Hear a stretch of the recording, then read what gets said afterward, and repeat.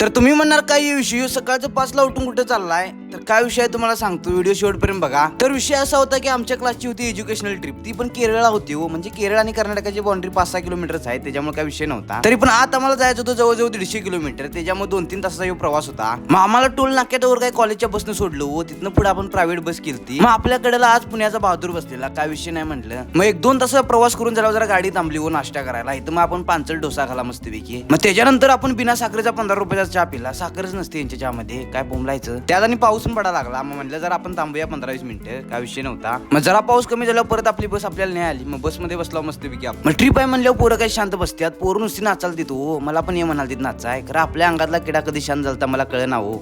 मग म्हणलं आता आपण मस्तपैकी खिडकीच्या कडला बसूया, मी काही येत नाही म्हणलं नाचाय आता. मग आपण त्या लोकेशनवर गेलो. 1 तास 1.5 तासात आमचं सगळं काम झालं, कॉलेजचे जे काम होतं ते. त्याच्यानंतर आपल्याला मग जेवाय थांबवलेलं. आता एवढ्या हॉटेलमध्ये आम्ही काय जात आहोत म्हणलं, आता साध्या हॉटेलमध्ये जाऊया कुठल्या तरी आपण. मग ते जेवाय बसल्यावर गरम पाणी का देतात कळ ना हो मला, काय विषय व्हायचा. मग ते झालं. आम्हाला एक स्नेक पार्क बघायला नेलं. मग तिथं मासं पण होतं, ते दाखवूया म्हणलं तुम्हाला. साप काय तुम्ही बघणार रोज बघतीसात. मग तिथं गेले आमच्या कॉलेजचे नेतं बघा कसं हेलिकॉप्टर मधून उतरल्यात, आवराय हो भावांचा. तर मित्रांनो आजच्यासाठी एवढंच. आपला व्हिडिओ आवडला तर 100% लाईक आणि सबस्क्राईब करायला लागते. भेटूया आता आपण पुढच्या व्लॉगमध्ये, काय विषय नाही.